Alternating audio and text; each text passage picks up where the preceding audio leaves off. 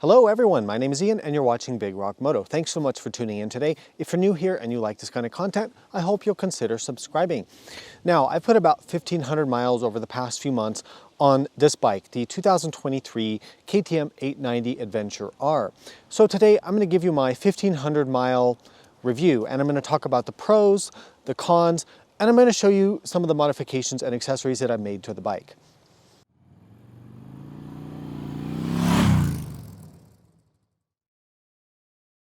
All right, let's talk about the pros. What are the things that really stand out as things I love about the 2023 890 Adventure R?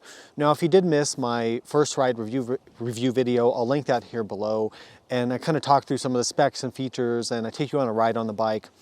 I've also done the Nevada backcountry discovery route, or part of the route. Some of you have seen the video already, so I'll link that here below as well. So if you want a lot of riding footage, on-bike footage, those videos are going to have more of that. But let's jump into the pros. So number one for me, the thing that stands out when I think about this bike is the suspension performance. Put simply, the suspension performance on this bike is the best of any factory adventure bike you can buy, other than, of course, its upgraded sibling, the KTM 890 Adventure R Rally, which has now again been announced that they are doing the rally version of this newer updated bike. But putting that limited production bike aside with its very fancy WP Pro suspension components, the WP Explorer components on this bike are extremely, extremely good. So what do I mean by that? You can ride this bike very, very fast and stay in control. For an adventure bike of this kind of weight and size, there's nothing that has the level of control and stability and confidence pushing hard in rough off-road terrain as this bike. The next closest to adventure bikes that you could get would be the Ducati Desert X and the Aprilia Touareg 660. Those would be the next two closest in terms of suspension performance. Of course, you could also throw in the Norden 901 Expedition model, because the Expedition model has very similar suspension setup to this, except it has a little bit softer setup. So you'll still be able to ride this faster than that Norden, but it won't be a huge difference. Not only does the suspension perform really, really well, and it's firm enough for somebody who, like me, weighs around 200 pounds or around 90 kilograms, carries some luggage and still wants to ride fast off-road, but you also have really good adjustability. You have preload on the front, which you can really dial in your geometry. You have preload at the back. Of course, you have compression and rebound at the front and the back. On the shock, you have high and low speed compression on different adjustment circuits, which is really, really nice to have, and you don't see that too often. So great job on the suspension. The next pro and benefit for me of this bike is going to be the power, but maybe more specifically the power to weight ratio. So for a bike that weighs around 470 pounds, I'll put the kilograms here below in the text. For a bike of that weight, having around 105 horsepower, this thing is quick. I mean, it will get up and haul. So power to weight ratio is really, really good. There's some things I don't love about the engine, and we'll talk about that when we get to the cons. The next pro for me on this bike is the electronics package. So a 6-axis inertial measuring unit, it measures everything that's happening with the bike and adjusts the traction control and the ABS intervention to deal with those situations. Off-road, you've got the 9-level traction control when you go into the rally mode.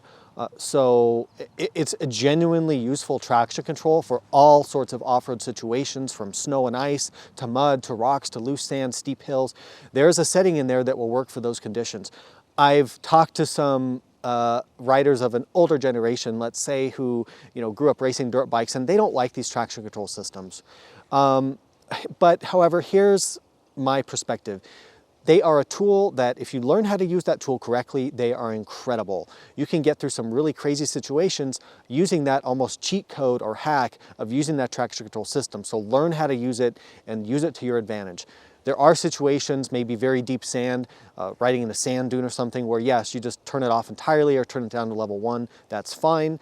And the bike will remember the settings that you set when you turn the key off and on. That's another good thing about the electronics. In addition to the traction control, you have off-road ABS, which turns the back off, leaves the front ABS on, and when you cycle the key, that setting is remembered. Also, the ABS and traction control settings are tied together on the 2023 bike, as opposed to the earlier 890s and 790s, which you had to set separately. When you go into off-road or rally mode, automatically it turns off your ABS and you go into your traction control settings. That's an awesome setup. All right, another pro for me on this bike, and I've kind of talked about this to death with all these bikes I've owned, 790s, 890s, Norden 901s. the low center of gravity. So whether you want to call it low center of gravity or centralizing the mass amount around the roll axis of the bike, however you want to put it and geek out about it, the point is that it doesn't feel top heavy, it doesn't feel heavy. So the handling, the lightness of the handling and the steering, and just the ease of riding this thing, both on the street and off-road, is incredibly good for an adventure motorcycle. The next best thing, in my opinion, would be probably the Aprilia Touareg 660. Feels like a fairly low center of gravity and handles really well. Not quite as sharp as this, but still really good. The Desert X is not too bad. The Transalp, surprisingly, is very, very good in terms of feeling light. But anyway, you get the point. The handling, the low center of gravity is a really good key component of this bike. Next up for me is the crash durability, or crashability, or ruggedness, whatever you want to say. The fact that you've got the low slung gas tanks that are designed to protect the bike when you fall or slide or crash means that you can save the bulk, save the weight of, and the cost of fitting crash bars. So you don't need crash bars on these bikes. That's a huge thing. And as I've shown in videos, you can throw these things on their side, you can crash them. Even with the factory handguards and the factory skid plate, you can get yourself through a lot of adventure riding. Now, I did have a situation on my other 890 where I went through the factory skid plate with a rock that kicked up and punctured my engine, and that was a big problem. So I still recommend upgrading to skid plate. And we'll talk about that here in a second on this video. Next pro for me on this bike is going to be the fuel range, or the riding range. I live in the southwestern United States. We have rides where you will often go 150, 200 miles or more between finding a gas station when you're doing these off-road routes. Not so much on the highway, but when you're doing these off-road rides that we have, things like backcountry discovery routes, BDRs, things like that. So having the fuel range of this bike, it's a 5.3 gallon or 20 liter tank. It gets around 55 miles a gallon. I'll put the conversion here below for liters per 100 kilometer. But I have a riding range of over 250 miles, and that's exceptional. So again, great job KTM with that. All right, let's start getting into some of the downsides of the 890R from my perspective. And again, this is just my perspective. Your opinion may vary, and I encourage you to test the bike for yourself. Number one is going to be the heat from the engine. So I've talked about this a little bit on other KTMs that I've owned, but I don't know why, but the 890s in particular, and the 901 too, seem to have a higher level of engine heat than the older 790s did. Some people have attributed this to the catalytic converter. Some people have said the engine just runs hot. Some people have said it's the radiator fan blowing the hot air on your leg. It's probably a combination of all of that, but what I can tell you is when you ride this bike above about 80 degrees Fahrenheit at lower speeds, or even at moderate speeds, your legs are just sweating and hot and baking. And it gets really tiring and really old.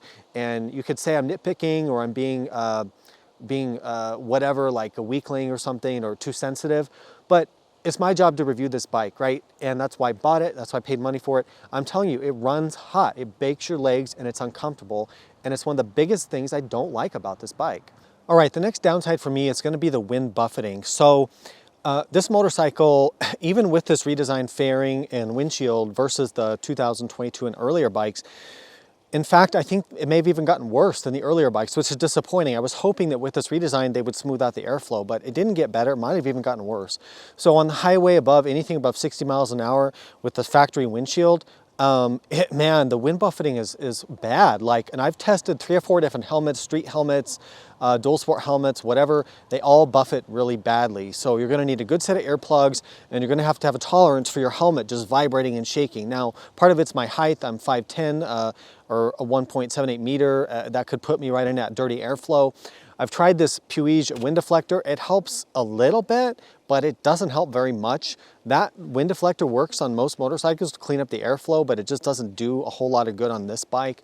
So I don't know the solution here. I think I do kind of know the solution. It's get the windshield from the base model, or the S model bike. People call it the S model. The one I used to have, it has a taller windshield, and it's got that cutout in it to reduce the pressure. That one worked pretty well, so I'd recommend just going to that windshield. However, if you off-road a lot, you kind of want the shorter windshield so that when you're standing up over the bars, you know, your head's not too close to that windshield. So it's a trade-off there, but this is not a comfortable bike, in my opinion, for high-speed road touring. It potentially could be if you got a better seat and got a better windshield and you had some tolerance to it. But in its form right now, it's really not a great traveling bike. And if you're gonna do a lot of that, you know, and you still want the KTM, I'd probably get that base model. It's definitely a better road bike than this R model is. Another downside for me is just the sound and the character of the engine. I've touched on this in other videos I've done on these bikes, but especially when the bike is cold and you first start it up in the morning, but even when you're idling the bike, even when it's warm, it kind of has this rattly sound, like almost like there's gravel inside the engine. And the 790s and 890s, they all sound like this. It's something to do with the design of the engine. There's nothing wrong with it. You know, mechanically, it's just not a refined or quality sound. And I don't know, I just don't like it, just being really brutally honest about that. The next downside for me is going to be the hard starting. So when the motorcycle is cold in the morning, and what I mean by cold, just a cold engine, it doesn't have to be cold outside for this to happen. If you simply turn the key on and thumb the starter switch like you would on most motorcycles, oftentimes the motorcycle will start, cough, and then die. And it can do that up to 5 or 6 times. The trick that I've learned to kind of work around that is turn the key on, turn the ignition to the on position, or turn the run switch to the on position, but don't hit the starter.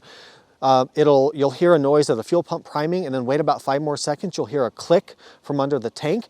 If you wait till hear that click, it seems to negate the problem. So I'm not sure why that is, but it's just frustrating that after all these years, KTM can't even make a motorcycle that starts normally. I don't get that, and they don't seem to care about the problem.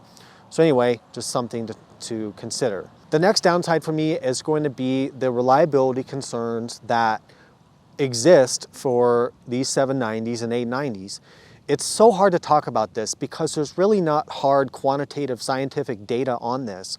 But if you do your own research, I'm sure you've come to this conclusion as well, which is that unfortunately, this platform seems to have more reliability issues than many other adventure bikes do, even more so than a lot of KTM's other bikes, whether it's their single-cylinder bikes or maybe even something like the 1090s, 1190s, 1290s. These in particular seem to be more prone to issues. Everything from, you know, brakes failing to clutches going bad, like repeated clutch failures. In fact, I was riding with Scott Harden a few weeks ago, who's an ex-Baja racer, a really amazing rider. He rides a 790R. He's been through 5 clutches in 6,000 miles. 5. I just don't, and he was really frustrated about that too. And he used to work for KTM, and he bleeds orange, you know. So that seems to be an issue.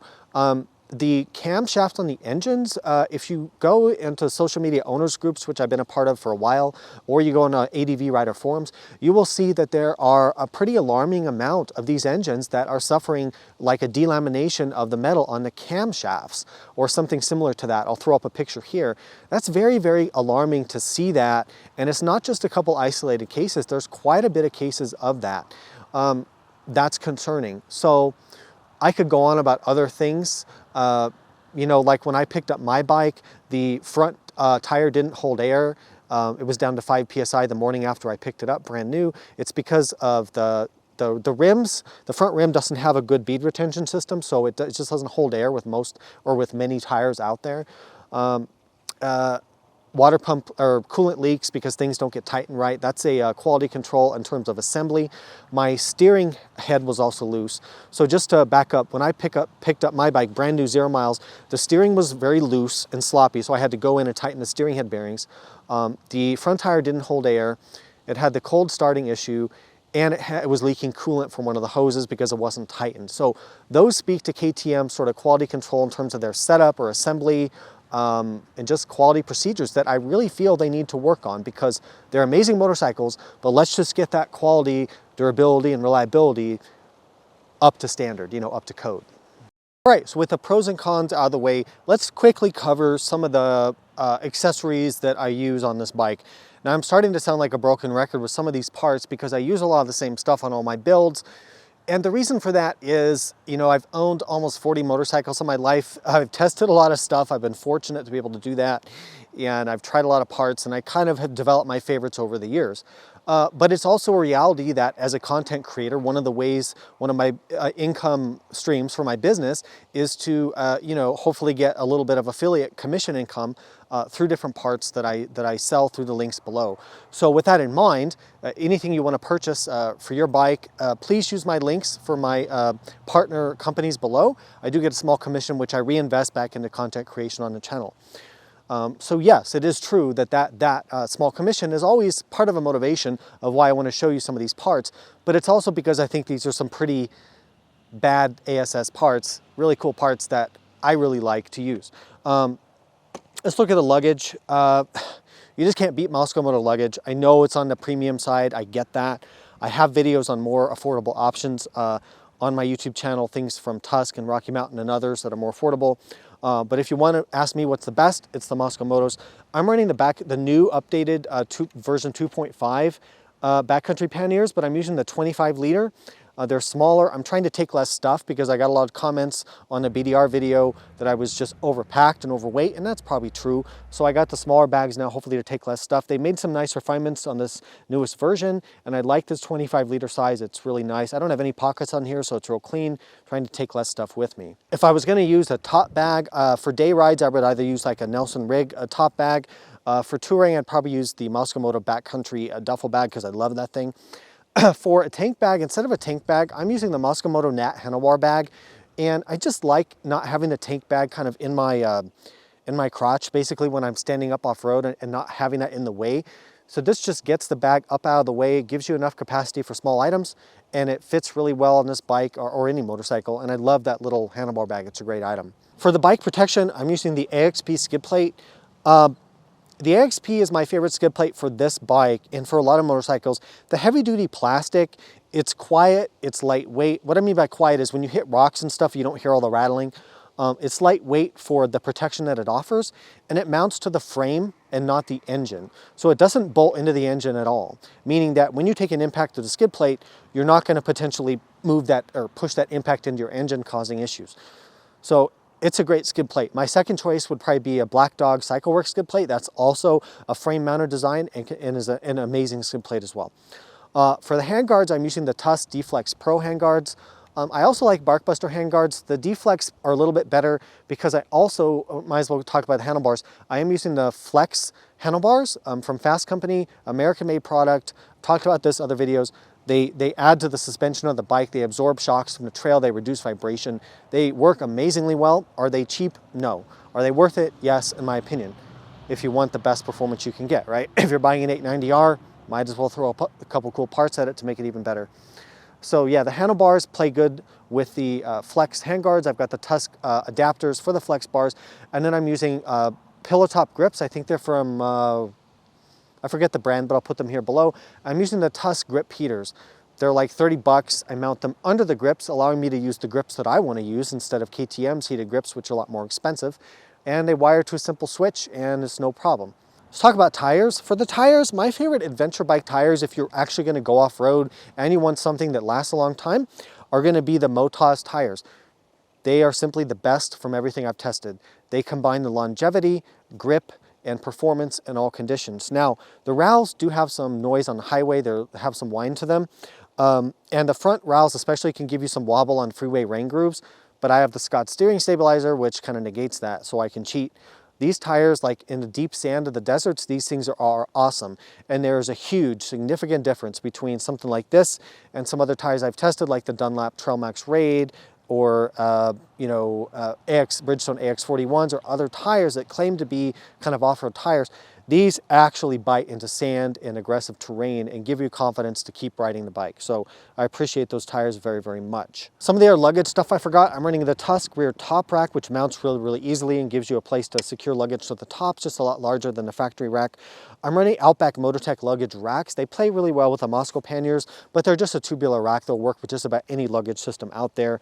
They're steel, so that if you do bend them, you can easily bend them back into place. They're strong, they're affordable, and I highly recommend those.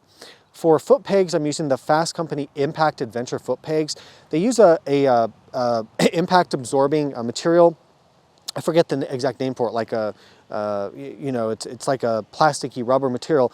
that goes between the foot peg base and the foot peg body where your boot rests, and it absorbs vibration, high frequency vibration from the engine, also from the trail. So you might think it's a gimmick, but you know, I have these on this and I had them on my 350 as well, and they work surprisingly well. Plus they're a huge platform, so you have great control of the bike off-road. I can't say enough good things about these pegs. They're not a gimmick, they really do work, and they're made right here in the USA.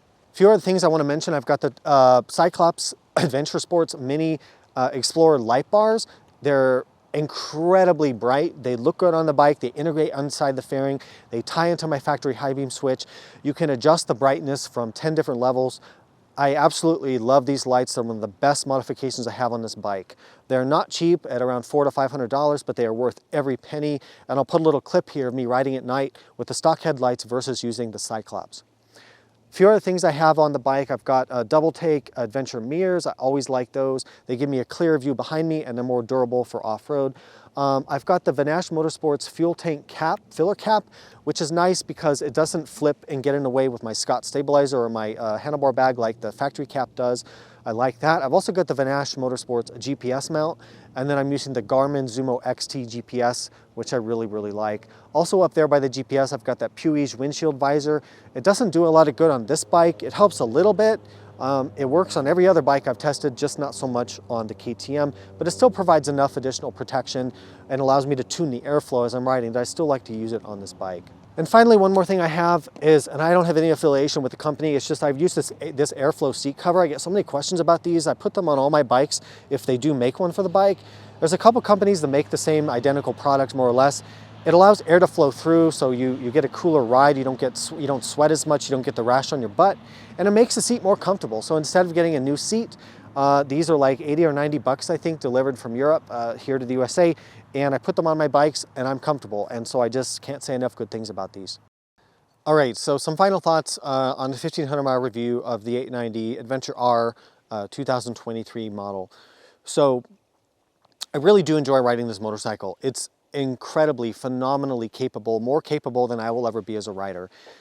If you want an adventure bike to really go off-road and not be limited by the motorcycle, this is the adventure bike to have. And like I mentioned, I think in close second and third for me in terms of just off-road performance, not considering any other factors, the Touareg 660 and the Ducati Desert X are really, really competitive as well. But I definitely would put the 890R at the top of the pile in terms of off-road performance. In terms of highway and touring performance, this bike's not very good. The seat's not very comfortable. The wind is buffeting you and vibrating your helmet, giving you a headache. There's vibration from the engine. It's not a smooth experience as a road touring bike, and that's really not what it's designed for. But I think that's a bit of a challenge for me personally, because the reason that I would ride a big adventure bike is so I could cover those road miles. Otherwise, I would just put a dual sport bike on the back of a motorhome or the back of my truck and take it to where I'm going, and then enjoy the lighter weight off-road. So I'm always looking for that great mix of on-road and off-road capabilities. I feel like the 890R is for that off-road oriented adventure rider. You really prioritize that, and you're willing to put up with some of the potential reliability concerns that these models seem to have. All right, well, I hope this review has been useful, informative. If it was, please consider supporting Big Rock Moto. There's ways to do that in the description and the pinned comment below. And again, if you're gonna buy riding gear or accessories, please consider using my links. Thanks so much for watching. Please ride safe, and I'll see you out there.